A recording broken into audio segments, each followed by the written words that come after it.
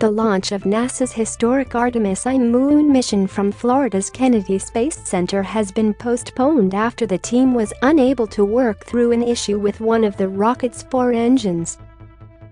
"It's too early to say what the options are," said Mike Serafin, Artemis mission manager at a NASA press conference.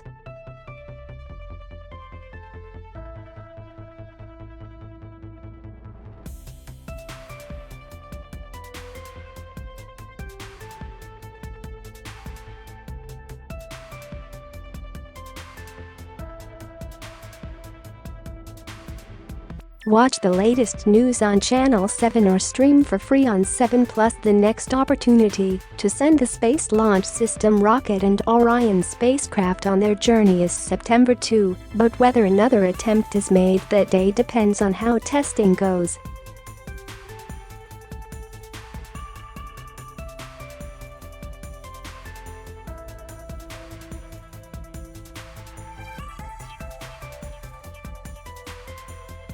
.48 p.m. local time. The next window after that is September 5, opening at 5.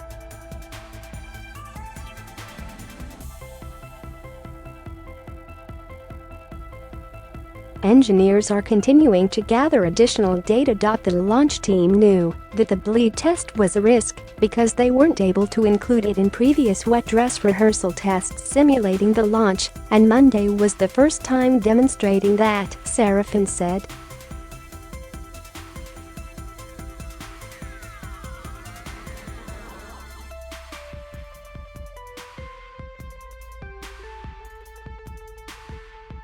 "So we needed a little extra time to assess that," Serafin said. The team also saw an issue with the vent valve at the inner tank, and the combination of issues convinced the team they needed more time, Serafin said. If a substantial fix is needed, the team may require more time to address it and roll the rocket stack back into the Kennedy Space Center's vehicle assembly building, a process that takes 3.5 days. The launch team still needs to troubleshoot the engine issue and will keep the rocket in its current configuration to gather data and assess what needs to be done.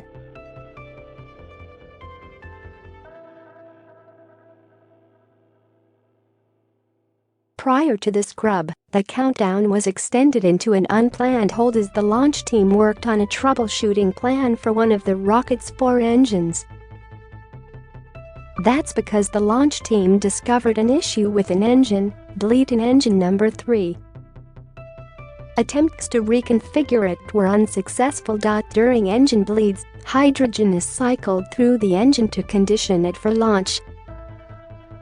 3 of the 4 engines are performing as expected, but engine number 3 experienced an issue. There were also a series of weather issues throughout the launch window.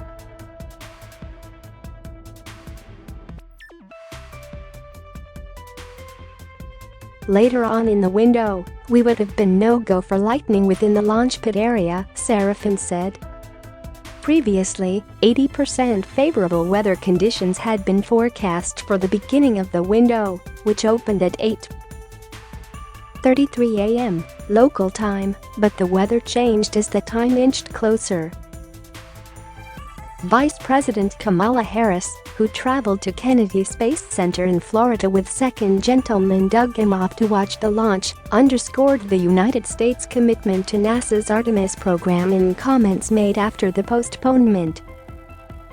"While we hope to see the launch of our Artemis I today, the attempt provided valuable data as we test the most powerful rocket in history," Harris said via Twitter. "Our commitment to the Artemis program remains firm, and we will return to the moon." The 322-foot-tall, 98 meters stack is sitting on Launch Pad 39B at NASA's Kennedy Space Center in Florida.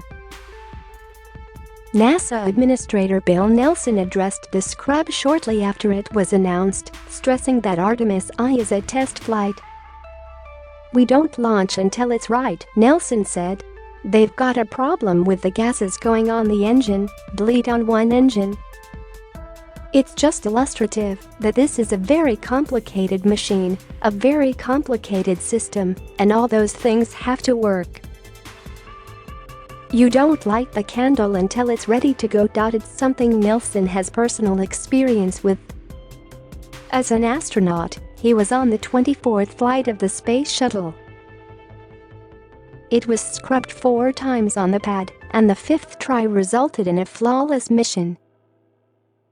Had we launched on any one of those scrubs, it wouldn't have been a good day, he said. Loading tweet. Several issues cropped up after the rocket began fueling after midnight. Offshore storms with the potential for lightning prevented the team from beginning the fueling process, due to start at midnight, for about an hour. The hold was lifted at 1:13 a.m. local time, and the tanking process began to load the rocket's core stage with supercold liquid oxygen and liquid hydrogen. The team stopped filling the tank with liquid hydrogen twice due to an initial leak as well as a pressure spike, but tanking resumed for the core stage and began for the upper stage, or the interim cryogenic propulsion stage. The team also discovered a line of frost on the inner stage flange. At first, engineers thought the frost may indicate the presence of a crack in the tank, but it turned out to be a crack in the external foam. The team said the issue had been resolved since the foam crack did not indicate a leak. Engineers also experienced an 11-minute delay in communications between the Orion spacecraft and ground systems. The issue could have impacted the beginning of terminal count, or the countdown, that begins when 10 minutes remain on the clock before liftoff. The team was able to work through the issue, which was the result of a simple misconfiguration. In addition to the visit by Harris, appearances by celebrities like Jack Black, Chris Evans and Keke Palmer, and performances of the Star-Spangled Banner by Josh Groban and Herbie Hancock, and America the Beautiful by the Philadelphia Orchestra and cellist Yo-Yo Ma were planned as part of the program. Mission overview. When Artemis I launches, Orion's journey will last 42 days as it travels to the Moon, loops around it, and returns to Earth, traveling a total of 1.3 million miles, 2.1 million kilometers. When it returns to Earth, the capsule will splash down in the Pacific Ocean off the coast of San Diego.